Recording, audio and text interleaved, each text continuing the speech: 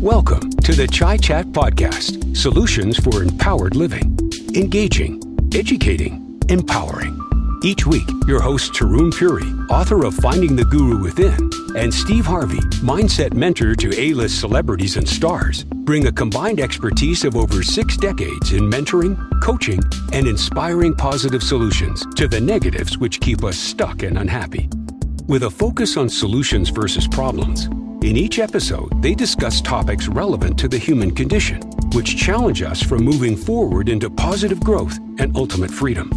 Through stream of consciousness, unscripted dialogue and inquiry, they provide practical, deep, and actionable insights to support you in creating and living a happy, successful, fulfilled life. Join us each week and learn how to access your own inner GPS, your guru positioning system, which comes preset with all the solutions you need for empowered living. Living a life of ease versus effort is only a thought away. Let us show you what works and what doesn't. Hello and welcome to Chai Chat. I am Taron Puri. And I'm Steve Harvey. And today's episode is entitled The Power of Opening, Creating Through Ease, or Creating with Ease. What do you think, Steve? Yeah, I'm looking forward to this. I'm looking forward to see what comes through today. Me too. I'm really wondering what we're all going to learn. As you know, these podcasts are unscripted. We've had a time to chat about these things, obviously, over time. But I've always just loved when we can open up a topic and throw it out on the floor, as it will, and look at it together from different perspectives and see what unfolds. And so I think today we're going to get an opportunity to look at life as an opportunity to open. Now, I know that sounds a little bit strange, and I'm sure you're probably going, what the heck do you mean by that? I mean, life is life, right? We're just getting along and doing what we need to do. And when we need something, we get it done. But what is this whole idea of the power of opening and to boot, creating with ease, as opposed to what? And in my studies earlier on, and as I share in many places in my presentations, the energy of ease versus the energy of effort is very distinct. And prior to my doing my energy studies, where we got to identify how each energy felt in our own bodies. So in other words, if I was having a feeling, let me reverse engineer that. I learned how to identify that feeling and give it a name. And over time, I could tell regarding a certain situation or a circumstance or a decision that I needed to make or something I need to get accomplished or desired, I could tell whether my body or my mind or I was running the energy of ease or whether I was running the energy of effort. And whether I was actually being open or whether I was trying to make things happen. So I'm just kind of throwing this out to you that for me, when I'm talking about the power of opening, the whole concept is, can I open to as opposed to make happen?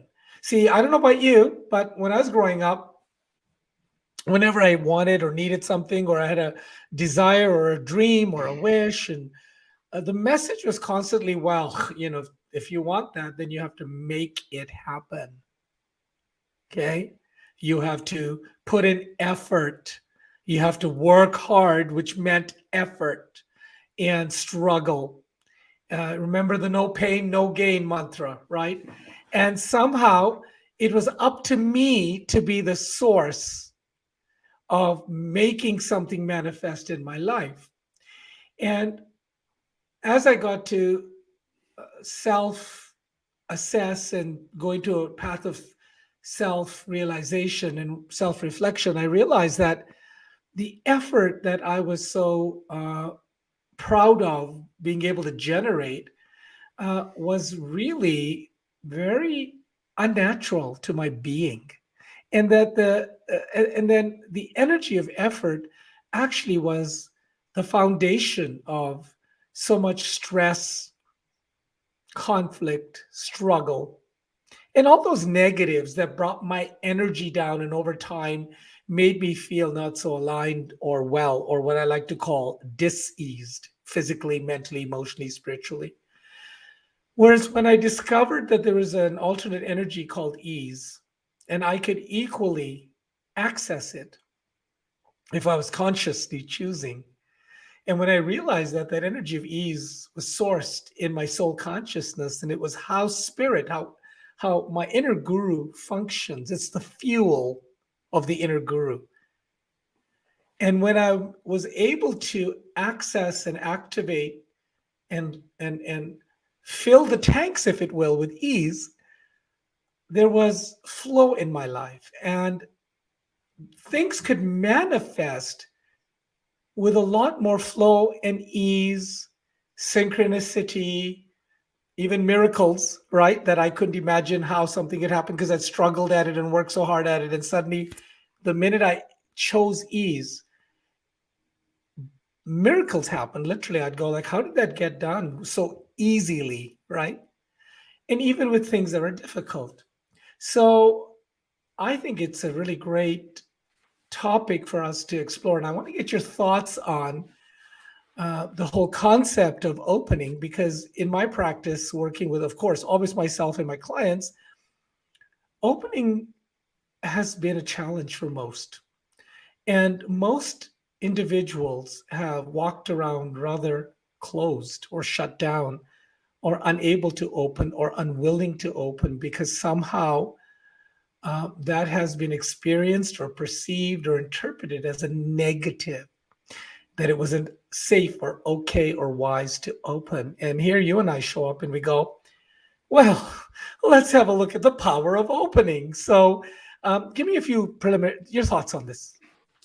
Yeah, I think a lot of people have, you say there's a negative connotation to that word opening.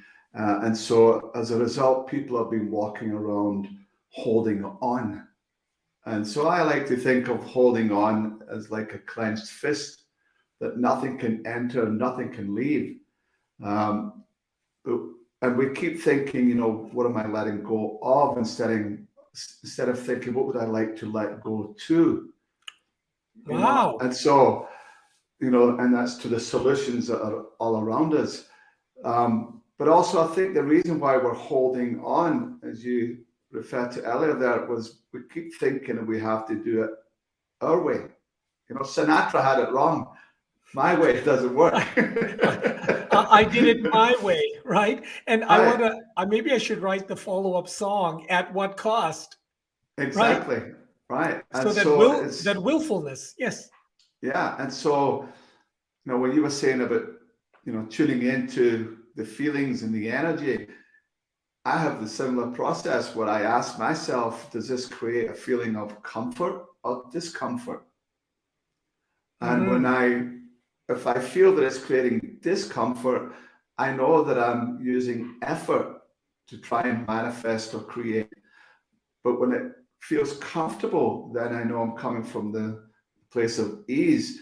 And what I like to refer to as the law of least effort, and if you look at nature's intelligence, functions with effortless ease, with carefreeness, harmony, and with love. Grass doesn't try to grow. Can you imagine? It just grows. Right. Can you imagine the struggle of the grass going, okay, I gotta go. I gotta grow now. I mean, I only have this week and I better grow. Right? Yeah. Fish don't try to swim, they just swim. That's right. And so if we look at nature is perfect, and everything's there if we could only copy it and adapt it into our own lives. The word that comes up for me as you describe nature and fish is grace. Yeah. There's a grace. Yeah. Right. And how much do we envy people and athletes and artists that seem to embody grace? there seems to be an effortlessness. Now, come on, we know that there's been a lot of discipline that has gone into them achieving a level of mastery. And let's explore that a little bit because, again, growing up, when did we get disciplined? When we did not put enough effort into something, apparently. See? So the word effort and discipline got connected with each other.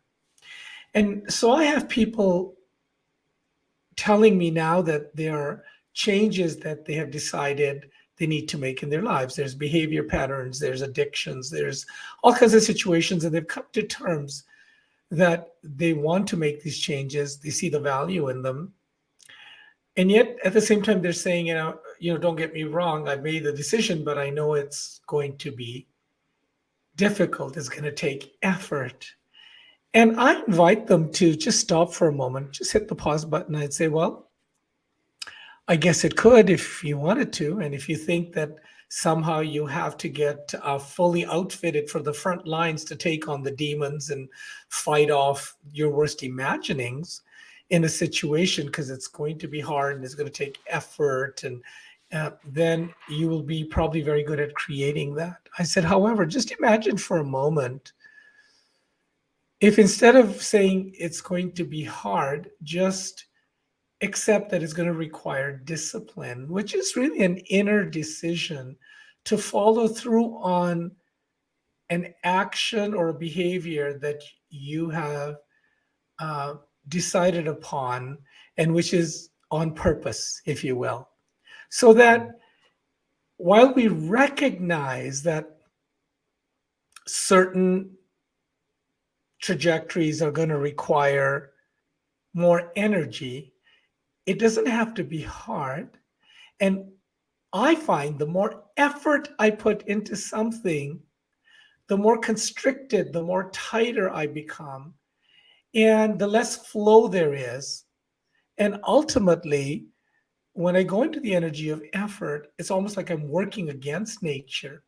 I'm working against the flow of how creation works. It's like the grass trying to grow, or the leaf trying to sprout, okay, or the rose trying to bloom perfectly, right? And it's, I mean, when we talk like that, people go, you guys are being so silly. But how often do we constantly go, into always trying, and we try so hard, and we do our very best. We're very willful, like you were saying earlier. And then if we don't get what we want, or we drop the ball, or if we fail, then we start beating ourselves up. Yeah. And while that program is running, I'm not open. What am I not open to? I'm not open to ease. My inner guru's ease, the higher power's ease, that's always is and always will be available to me. Because the language of the inner guru, of higher power, of soul, is ease. It only knows how to create an ease, as you see in nature. Yeah. So again, it comes back to the law of least effort.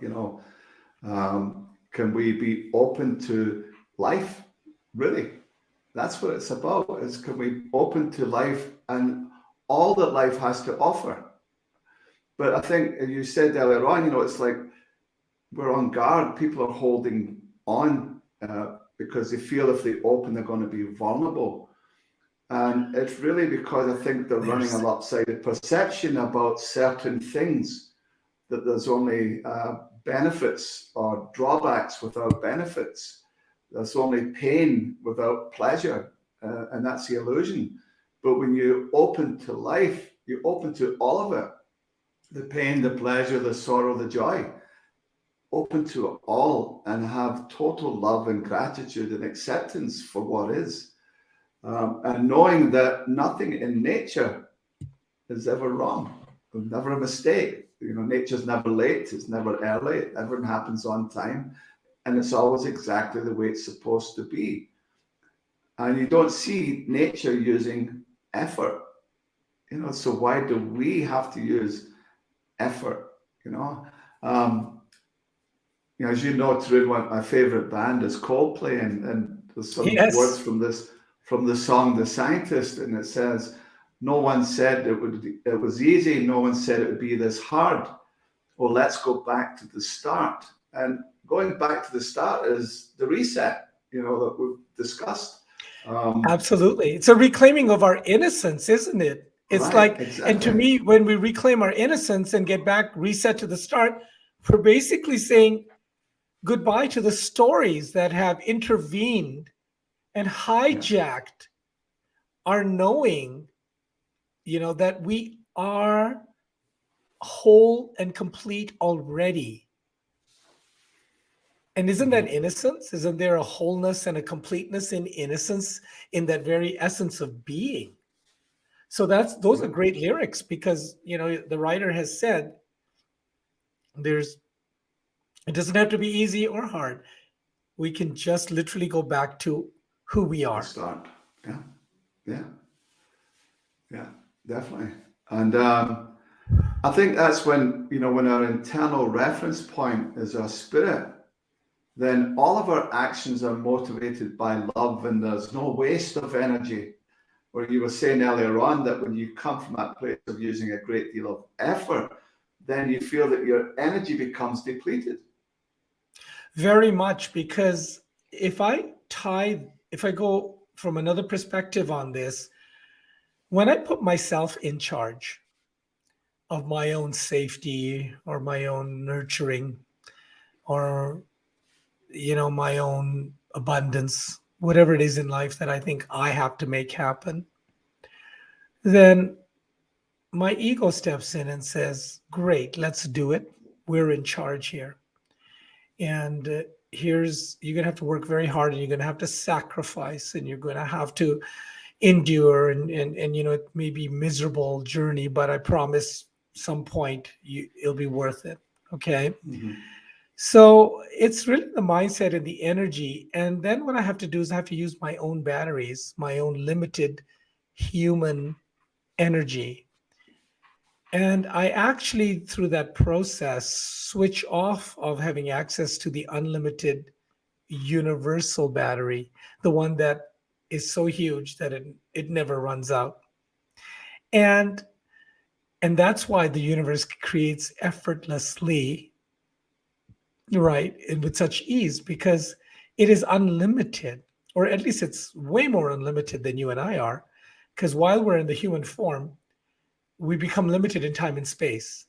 See, we're unlimited beings having a limited experience, and it's hard to mediate that reality, because when I look in the mirror, I see this limited being in time and space, which makes me forget that inside the being, the one who's doing the looking, right, is an unlimited being still. And that I have the ability to tap into the flow of that unlimited being, to move through and manifest through the limited form. And where this becomes key is that likewise, this flow is moving through you, through me, through all of creation. And by its own nature, it wants to give and support. And if I'm not open, if my door isn't open, the breeze cannot come in and give me comfort. It's really simple. So of course, when the door is open, I'm also, and you use the V word earlier, vulnerable, right?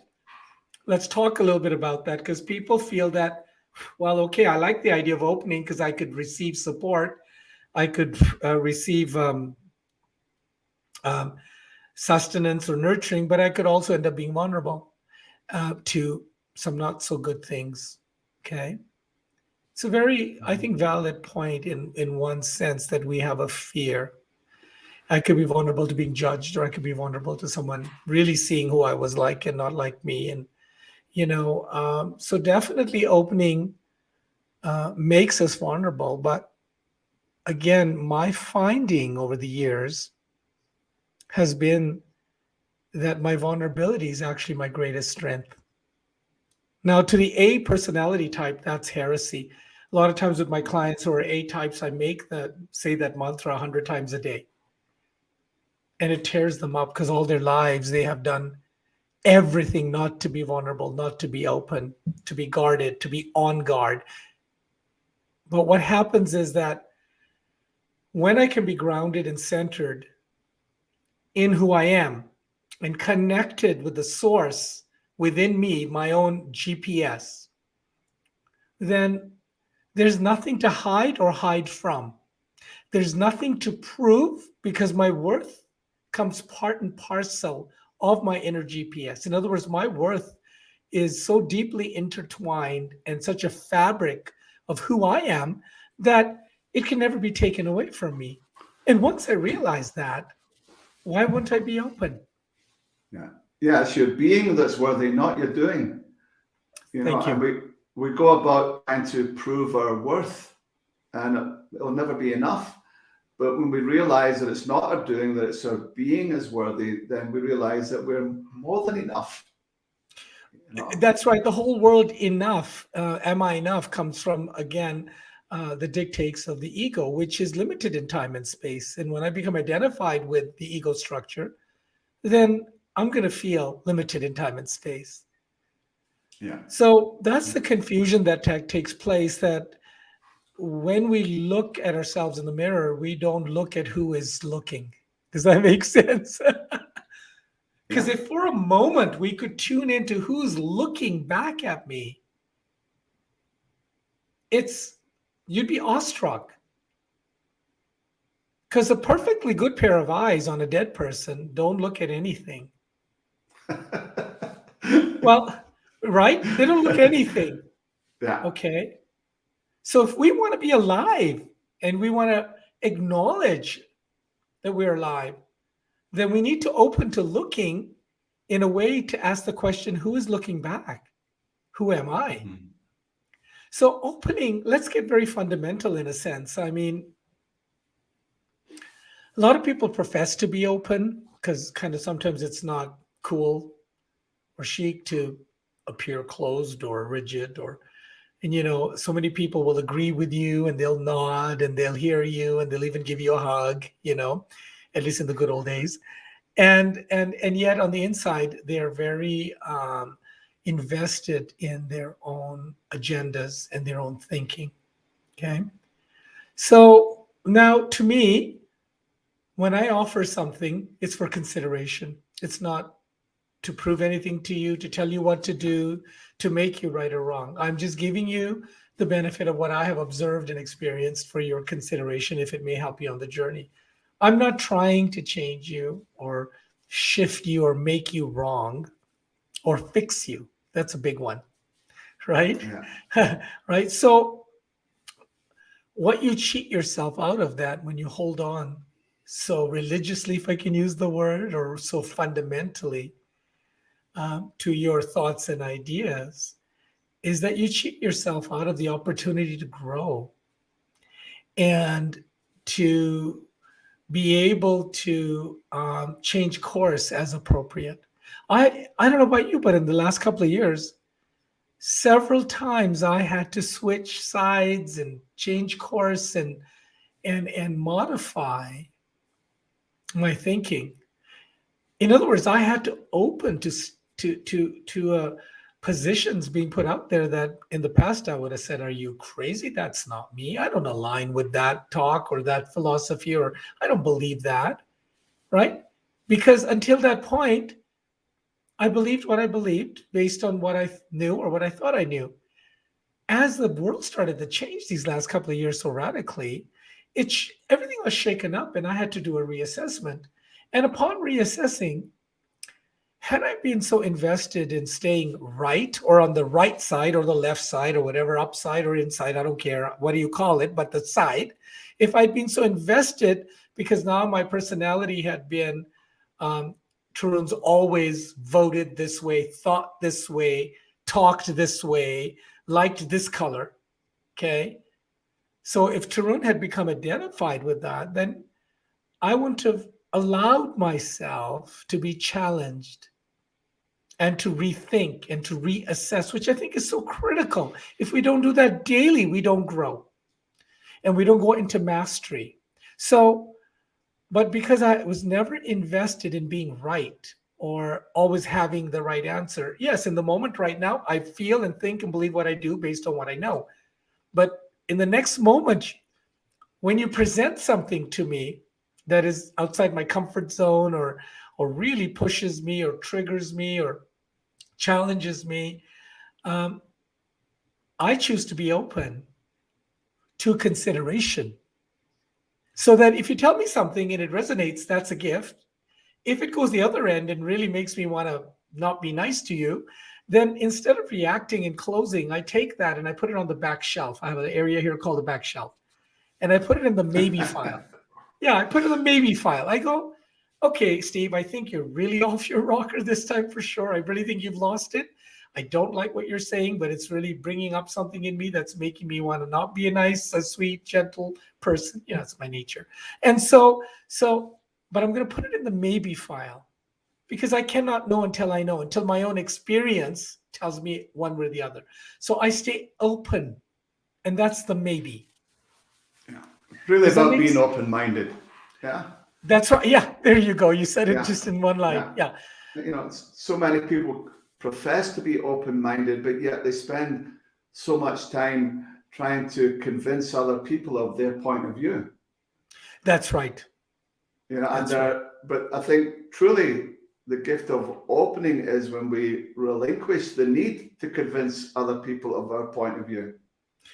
And is that a huge need or a huge need? What is it about us, anyways, that needs to convince others to come on our side of the equation? What is it? Biology? Is there just something about if I get enough people joining me, then there's numbers, and somehow, I mean, is it as primal as that, or I'm just got enough curious. likes on Facebook. Have you been looking at my Facebook again? Right. What is it about all of that just we're compelled to get people on side? It's like, somehow, I mean, there's a difference between the enthusiasm that I feel and the inspiration that I have when I feel I've seen the light. Okay, let's just use a big, Now, the question is, how can I be respectful of your boundaries in sharing where I'm coming from without having to have to manipulate you into coming on side? And, how many times do you appreciate somebody coming to your door and telling you that the life you've been living has been totally wrong and screwed up and not okay, and there's only one way, right? Well, it certainly doesn't feel like an invitation for consideration to me, see? So the power of opening is not becoming indiscreet. Like, okay, so today you say to me, Tarun, you got to be open. I need you to go into the world from tomorrow open. That doesn't mean that now I become this repository of whatever is flying in the universe has to go through my energy, or that somehow I have no more filters and I'm just inappropriately open and out of context and in everybody's business. That's not what opening is. To me, I could be a very, very open person. I could be in a situation, a business situation, or some kind of a huge meeting, and I could be totally quiet for hours. And it doesn't mean that I'm quiet because I'm closed. See? Right? It's just that when I'm open, I allow the guidance from within me to begin to inform how appropriate it is for me to contribute and in what manner. See, I'm open to the wisdom. A lot of times when we're doing session work, there'll be amazing things that get said.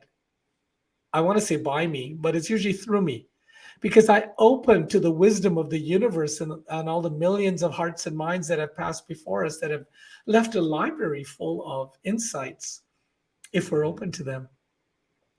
And every year, I don't know about you, but I begin to recognize how little I really know. Yeah. So I hear you saying then, how do you know when you're open? Yes. That's really when you're able to embrace the present moment. Okay, but sometimes somebody may say to me, well, but right now the present moment sucks. Why should I embrace it? Well, right? again, I would say I would come back to that every situation, every moment has got an equal benefit and drawback. And Uh, so what's not to love about it, right? But as long as we are running a lopsided perception about the present moment that it sucks, then we're not seeing both sides of the coin. We're running a lopsided perception, which in turn is running us. okay, so what you're telling, okay, so let me try to translate that into how I'm hearing you. That, I mean, from a basic Eastern, Western philosophical point of view, we learned that we are born in duality. That means there's night and day. And so after every day, guess what's going to happen? There's going to be night, right? I mean, that's a fact of Yeah, creation. And so, likewise, what you're telling me, as we've talked about in my book about the yin and the yang in relationships, and that every time we approach a situation, it would benefit us to recognize that every situation comes with both the light and the dark, the good and the bad, the drawback and the benefit. Okay. So an most of upside and us a are downside. Yeah, right, because most of us are trained to only look for the good taste, the good benefit, leave the bitter behind, and leave the sour behind. And yet, in Ayurveda, in Chinese medicine, the bitter and the sour are hugely healing to the body in the right time, at the right time and space and context, right? So, yeah, and we try to avoid the bitterness. We tried. And what you're telling me is that being open means being present in the moment, and that which keeps us from being present are all our experiences and the stories around those experiences, especially when things have been um, hurtful, or there's been struggle or conflict, or we feel unsafe. And what you're saying is that side by side to that quality that we are focused on is its equal and opposite quality that you may access or at least exactly. be aware of. Is that what you're saying? They live in like Yeah, they're like a side by side house. One is never without the other. And exactly. right. So because you know me, I'm so practical. I need to know how I can begin to be happy about some of the stuff that's going on lately that has been very upsetting, to be honest. It has Yeah, made no sense to me. It's been insane and it has impacted me. And I want to feel empowered and I want solutions, as I'm sure many of our friends do. And it seems like it's relentless. It just keeps on, I just feel almost locked out of my own life. I feel, and what happens is whenever I shut down, I'm not open, I hold back. I hold back speaking, expressing, uh, I hold back so many aspects of me. I hold back giving, or like it's almost like I have to withdraw because once it's closed, it's closed. And therefore, I can't access the world in a way that is also very important to me to feel a part of something. So I want to be open, and I understand there's a power in it. And what you're saying is, you're not telling me that if I open, the dark's going to go away. You're just saying to me that when I open um, and stay open and present, recognize that with the dark, there's also the light, and it comes as a package deal. yeah. And I think when we talk about, the opening, that's really the action that we take, Okay. so, but before we take the action, we have to go back because what I like to share with my clients is that thoughts create a disturbance in the body's energy system, which determines how you feel, which then determines the actions you take, which determines the results or the outcomes that you get. Okay. Now, the reason we don't open oftentimes is because, as I said, we're running that lopsided perception that it's not safe, that there'll be more pain than pleasure, more sorrow than joy, there's more risks of opening than remaining closed. And what I'm saying is that every event, not just some, but every event, and this is a universal law, every event has an equal benefit and drawback. Okay. And but what happens is most of the time we're conscious of the drawbacks, but we're unconscious of the benefits. Right. You see? Okay. But then again, when we say we run infatuation, of a celebrity or, our idols, then what do? We're conscious of the benefits, but we're unconscious of the drawbacks. Okay. And so I think the whole thing that prevents us from opening in the first place is that story that we're running, which is the lopsided perception that's not safe. And you said, so it becomes one big holdback. Yes. But before the holdback has to be the thought, which determines the disturbance in the energy field, which then determines how we feel. And unless, most of the self-help books through the 80s and 90s is all about they've been about changing the action to get a different outcome. Yes. And I think for the most part, while they might have meant well, they missed a big piece of the puzzle. And that was, the cause of all the negative emotions was a disturbance in the body's energy system. And So it's the source code. It's the Right. source code. Like, let's go to the source Exactly. code and see where the Yes. program is running so that we can assess that and recognize that we are able to change the program at the source level, Exactly. right? Change the thought and you change your life. Really, if we're Right. getting back to that point. So if I'm moving through life and I'm feeling that I'm not being supported, nobody supports me, nobody cares, and I come over to you and say, Steve, help me. Nobody cares. Nobody wants to support me. Nobody ever calls me. No matter, does anything for me. And what's going on here? So from a point of view of opening, right? You can't. What's that? You can't opening from that standpoint, from playing that blame game, playing that victimhood story. You can't open. But when I turn around to you, if you came to me, you asked and you said that to me, the first thing I'd say to you would be, so what's the gift in it? Oh, and I'd kind of look at you like, what? You're supposed to help me. So what's the gift in it? Okay. And I'd have nobody's there to support you. What's the gift?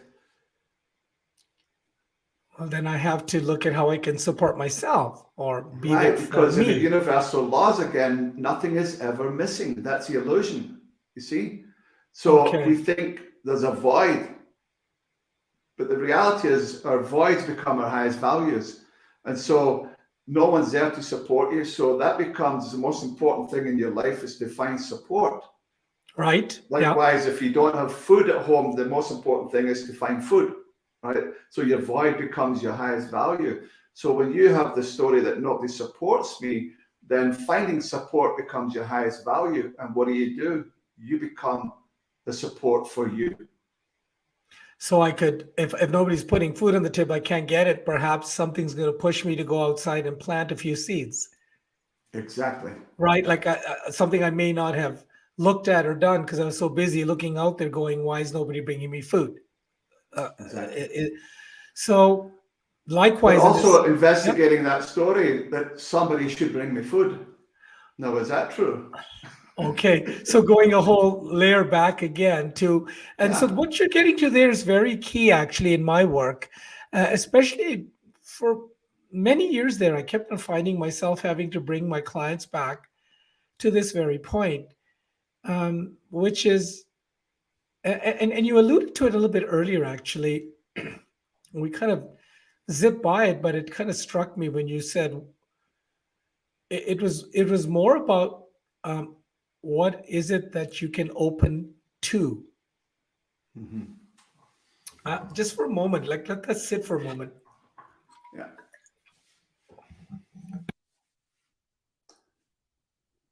So opening to the solutions that are all around us and within us, you see? That's right. Because people almost think that there's almost like something I have to do that I do not know how to do. It's almost like, okay, well, Steve, I would open, but I would have to know how. And then, what do I have to do? How do I make opening work? As opposed to just making this call, this inner decision that there is an intelligence within me, a source code that's at work that is already pre-programmed with all solutions that I'm seeking. And can I just choose to open and almost be still, right? Can I be still enough and open enough to receive that which I need to sustain me? Now, being still doesn't mean couch potato, right? Right. Right. Right? Like, It's a great topic, that, because it took me a long time to get that. And this is a true story. Years ago, I used to have a little angel card on the dashboard of my car, and it said on it, "Take time to be still. How else can you receive?" wow, beautiful. And Yes. I, at the time, I had got 3 speeding tickets within a 6-month period. And I remember thinking, well, I'm receiving, but it's just not the form that I want. Right? And then one day I left the house, and 2 minutes later, I totaled my car. And the universe had been sending me these little messages. Take time 3 to times. be still. 3 times. But 3 times. Hello. I still never got it. So finally it said, okay, we're going to total the car. Now you can't drive. Now I was still. Yeah. Now I got the message. See? And so often that's a human condition. It's only when, life throws us a curveball and forces us to stop do we get the aha. But it's not even a curveball, Steve. It's coming at you in front of your face, really. I mean, that's a surprise. Like when you think about it, it's curveball is like I didn't see it coming. Hello, right? Yeah. And look at the high cost to you to get that. Like, I mean, look at the price. So out there in podcast land, how many people are paying a huge price right now because they won't take time to be still and allow the universe to support them? I have really always, I want to say always, let's say for the last 20, 30 years, I'm a meditator, and I've grown up in a very rich environment in which prayer and meditation and stillness were always valued. So I'm not a stranger to stillness. And actually, I love it and I crave it because I see how much it sustains me. And yet I have a mind that doesn't stop. It loves to fly, just like your car. Okay. If they could give speeding tickets for how fast my mind goes sometimes, I don't know if I'd be able to afford it. I'd probably be doing time somewhere. Right. I mean, so it has been always a very interesting process in acknowledging how my mind loves to fly, literally at full tilt, and how I crave and desire and see the value of stillness, because it's only in the stillness that I can be open and receive. And every time I do that in my meditations, every time, and I just got it, that what keeps me flying, if I had to be really honest, what fuels that vehicle that flies, it's fear. Yeah. It's fear. Yeah. Right? Not enough. Run out of time. Won't quite make the mark. It's my security, my insecurity about my security. It's fear. And so let's put it this way: if I feel myself from that fear, which is a really great ally of the ego in the human consciousness, then how can I be open to receive? I'm just too busy trying to stay safe. So I've battened down the hatches and I've secured things so beautifully that I don't know what it would take for me to even be able to receive, even if it was something was trying to be given to me, is what I'm saying. And I find that so often. The very thing that I went around the whole planet searching for and seeking, the minute I stopped right? The minute I stopped, it was always there. It was brought to me. And do you think the reason why people are unable to receive is it because they feel that they will have to owe someone in return? That's an excellent point. There's a quality that we talk about in energy training, which is called clean giving and clean receiving. And when we were in training with the teachers many decades ago, we discussed this very point. See, if you want to, you see that I'm having a tough time, and you feel for me, and you really care about me, and yet you want to write me a check and help me out, I may have a hard time accepting that because I don't want the strings that go with it. Because oftentimes, and then 6 months later, you're going to remind me what you did for me, right? Or maybe in a year, you might bring up something, or maybe 5 years, like, I don't know. And in order to protect myself from not be beholden to you, I will stop myself from receiving. When you look at the concept of clean receiving, this is a beauty. You can actually practice receiving something, anything, a check, okay, even when it has strings attached to it. See, you, Steve, have the freedom and the free will to write a check to me that has strings attached to it. That's your business. Yeah. I have the freedom to receive it cleanly. That's your business. That's my business. I can say thank you, and I can receive it cleanly, and I don't have to receive the strings that go with it. It's a really tough one to really get around, because in our families, we have been given help with consequences. We've been given help with conditions. I paid for your this, and then I helped you there, and this is what I get. Nobody wants to feel guilted, right? And very few people sometimes can even give as cleanly, or maybe they're not as clean as they think they are. It's all about our expectations, isn't it?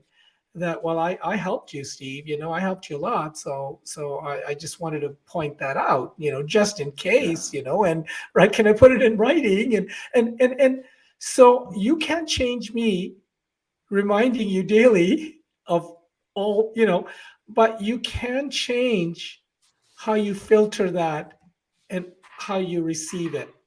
Okay. So, in other words, things don't come to us packaged perfectly in the way we need them to know that, it's a perfect fit. Sometimes the universe gives us a bit of fun with it. You mentioned earlier on about not feeling supported, and so it's about, I think that, giving and receiving with clean energy, can we invite in the gift of support that includes everyone?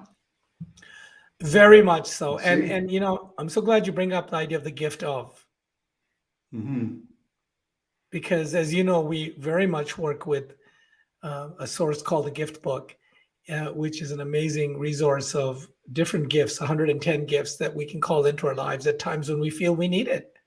Yeah. So instead of you having to come up with support for me, or me having to come up with my own support because I feel weak, I feel tired, I feel overwhelmed, we can learn how to invite the gift of support to be the support. And a gift is beautiful because it carries us, we don't carry it. And you know that through this series and right through this podcast, we'll be talking a lot about the different gifts at different times. And our friends hopefully will become as enamored with them and draw as much sustenance from them as we have for decades now. Because a gift is a wonderful way to look at it. So that if I'm feeling weak, it would do no good for you to tell me to be strong, because the fact is I'm feeling weak. I'm in grief. I couldn't be strong if my life depended on it. So, and you're trying to be helpful to me, but I'm like, stop telling me to be strong because I can't. Okay. Or just go over it. That's probably what you would say. All right. Are just you over yourself yet? Or let it go. Right. Yeah. Okay. Yeah. Or let it go, as if I could have, I needed you to tell me. Right. Like this is, but we're trying to help people with awarenesses and tools that we don't have. And so instead, if you say to me, Taron, you know better. I recognize that you're feeling vulnerable and weak and unable, and you could use some strength. How about inviting the gift of strength? When we invite the gift of strength, we're engaging our inner guru. We are turning to the higher power within us. We're Exactly. returning to the source. And that's the point I was making 10 minutes ago. With all my legal training, I usually get to the point sooner or later. Yeah. Usually it's later. So, what I was going to make a point about earlier was that what we are opening to is ultimately the one source that sustains life, the universe, the cosmos, the creation. That okay, I won't get carried away. But the point is there's one source and only one source. And this has been one of the biggest insights that I've been able to help clients with over the years. And I think we'll probably look at the list here and see if we're going to do maybe a whole podcast around it, or maybe it will weave itself through many of the topics, because it's very, very difficult to look at a topic on relationship or success or fear or addictions or any of those topics that we're going to be talking about and not acknowledge that where in our human consciousness and in the identification with it that we fall is by mistaking human beings and human situations as being our source. Period. Yeah. It's a huge error that we make, but a very legitimate one, because again, when I look in the mirror, I see this form and I mistake it for who I am. Yeah. Okay, I mistake it. I think, oh, there's Taron. No, actually, there's Taron's body. There's Taron's vehicle. Right? Yeah. Likewise, I may mistake you as being the source of my happiness. Okay. And that's what happens in relationships a lot. Oh my gosh, I think we're getting into next week's topic. Right? Yeah. I mean, obviously, it's very hard in an artificial way to keep topics separate, but you're right. It's the minute I make anything or anyone that's human my source, I set myself up because they're human. What does it mean to be human? It means, well, guaranteed, sooner or later, the ball will be dropped, because that's what being human is. It's imperfect. Yeah. It's not bad or good. It's just the fact of, I'm human. I'll be able to hold you up for only so long. And if you require me to hold you up for longer and make me the source of your support, we're going to have trouble here. Yeah. And hence, my guilt for not being good enough or strong enough or devoted enough or caring enough, and you're blaming, and all the dynamics begin again. So a huge insight, really, that I remember session after session saying to people, you're making your spouse your source by mistake. And we will talk about this in the next episode.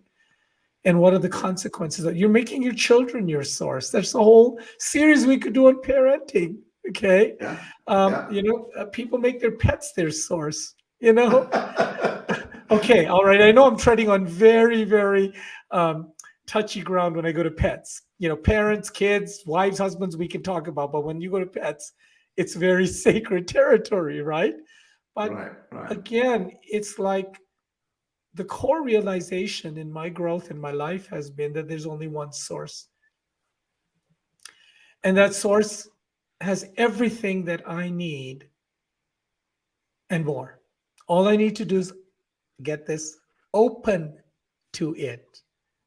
Exactly. And that's the practice of living spirituality, the reminding myself that I have a choice in this moment. I feel angst. I feel anxious. I feel unsure. I feel insecure. I feel unsafe. I don't know what's going to happen, or why is it happening, or why isn't it happening, or where this is going to come from, or all of those things that we call life. And the reason we're doing this series is, and yet, when I can anchor myself to that place within me by grounding, by centering, and by saying a big hello to the source. Again, taking or continuing on that journey without distance, which is what we call going back to finding your guru within. If I can take one more step towards that source, even though all the attention is being drawn outside of myself to fix things and take care of stuff. And what, Tarun? I mean, all of Rome is burning and you're going to go quietly and meditate? Like, have you lost it? Right? Like, hello, wait a minute. Like, but all of Rome is burning. Shouldn't you be out there fixing it? See? And it sounds quite logical and quite compelling. So, Yeah. again, in this whole series of From Reset to Renewal, we want to explore the many ways in which we can be reminded, where our awareness can be tweaked to know that we are not alone ever, because we have an inner GPS, and that part of us really does know what's best for us, because it is us, actually, the authentic version of us. And we need to consider regaining its trust, reconnecting with it, like maybe an abandoned friend or someplace, where you haven't been for a long time. And that's the journey. Yeah. So what I hear you saying then is, when we tap into that power of opening, then you start to combine, acceptance, responsibility, and defensiveness. And Yes. your life then starts to flow with effortless ease. Is that right? 100%. Because as life is happening, very well put, because as life is happening to me, let's say, okay. It's like this. I'll give you a very quick example in martial arts training. Is a very compelling. So we're both in the room and you come along and you're, very trained and high-end master martial artist, and I'm just learning, and you grab my arm and you start pulling me. And I think, oh my God, I've got to fight him. I've got to pull away. I'm not going to let him, I've got to do everything I can for him not to get me. Mm-hmm. And the more I resist and fight you and engage with you, the more power you have over me. You can control me, especially if you have a few skills and know-how. Yeah. Anybody feel that way in life sometimes? Right? Where they get resist, persist. Right. Okay. Now, Same scenario. Second time, the big bad martial artist comes along who's going to get a control of me by grabbing my arm. But this time, I don't want them grabbing my arm. I don't want them having control over me. But what do? And I can't stop them from grabbing my arm. So this sounds like life, doesn't it? Sometimes, I can't stop them from grabbing my arm. But what I can do is I can do the wet noodle thing. I know this is a very highly technical term. I'm sure Bruce Lee created it. It's called the wet noodle. And what I do is, with all my awareness, I just ground and center, and I allow my arm to become a wet noodle. Absolute offer, zero resistance. I do the total opposite of what any rational thinking, logical person would need to do. Okay. The minute I become the wet noodle, and you should try that. So it's really interesting. When we did these experiments, it was mind-blowing. No matter how skilled the attacker was, or the controller, they could not control me. They couldn't make me move to or where they want me to move. They had no power over me. Drove them crazy. And me, I was totally at ease. So there is really creating with ease. Who would have thought you live to tell another story? Well, exactly, because you see, it's from that place where you're not giving your power away. And the martial arts are brilliant at showing you, because martial arts are all about energy management. And energy management is all about every thought that you have, because every thought is a transmission. And we are transmitters and receivers. And that's how we are functioning in this world, one thought at a time. And our reality is being created by the aggregation of thoughts. That's the mass mind, or what I call the group mind. So if we want to see the change, like Gandhi said, then be the change. What does that mean practically? It means change your thought. It's that simple. Open to seeing another way. So instead of me sitting here and being very upset that there's peace in the world, I can actually change my thinking, and I can, again, open to seeing another way. Do you see how the power of opening has so many subtle layers within it? Okay. So am I so caught up in my belief that peace can never be because I have the statistics to prove it, and I just look around you, and and yet I'm craving it, and yet I'm arguing against it, and I bought into a reality, and we'll go into some of these topics at another time. But ultimately, can I take a moment, sit down over a hot cup of chai, and open to the possibility of seeing a different outcome, open to the possibility of seeing me and my neighbor and my friend across the way coexisting beautifully? Yeah. Because if I can't even open to seeing it, it will never happen. And so the power of opening is really to look within. And I want people, as we wrap up here, to go away with a few questions for themselves. I would like our friends to ask themselves, do I consider myself to be an open person? If so, how would I know? How open am I really, especially in those areas of my life where I feel the most vulnerable? It could be physical, mental, emotional, spiritual. It could be weight. It could be religion. It could be, so many of the things that we hold so dear to our identity. Okay. And what is it that I could open to right now that would bring ease into my life? Now, remember, you don't have to know how. You don't have, it's nothing that you have to make happen. It's just a decision on the inside. Are you open to seeing another way for yourself, for your life, for your families, for your neighborhoods, for your pets, for the world? Are you open? Because the power of that thought multiplies exponentially. The more of us that can open to see another way, and transformation can be like a wildfire. So that's the power of opening. Yeah. Go ahead.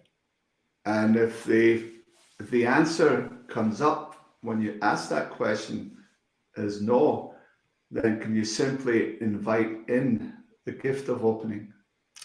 Thank you very much. We have a whole write-up on the gift of opening here. And yes, when I don't even know how to open, or I'm having resistance to it, the thought of it, then am I willing? Because with willingness, all is possible. So at least am I willing to consider opening, and I'm willing to invite the gift of opening to be the opening.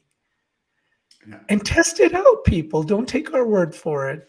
Go into your week, go into your weekend, go into your month saying, as uncomfortable as it might feel, or as unnatural maybe because you're used to a certain way, I'm going to choose opening. And this topic is so huge, Steve.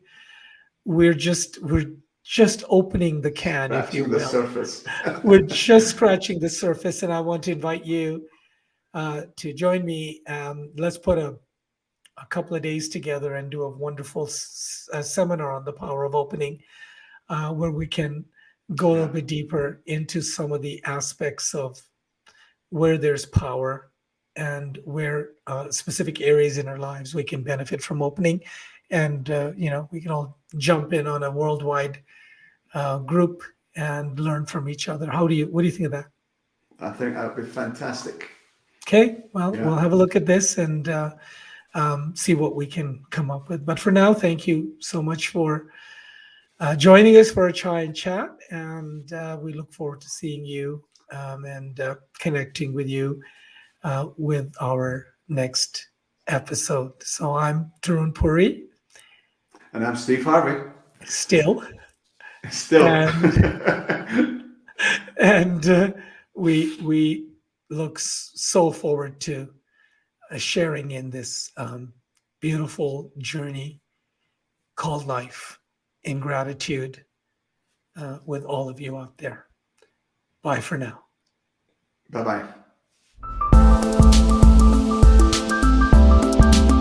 We trust you found practical value in this podcast and will enthusiastically share it with others in your circle. And if you are so moved, leave us a review or write a post on social, tagging #ChaiChatPodcast, and we will show our appreciation. Promise. Taron Puri and Steve Harvey welcome you to join us for a Chai Chat at all of our live events and more. Connect with us with your questions, topic suggestions, and reviews at info@ChaiChatPodcast.com.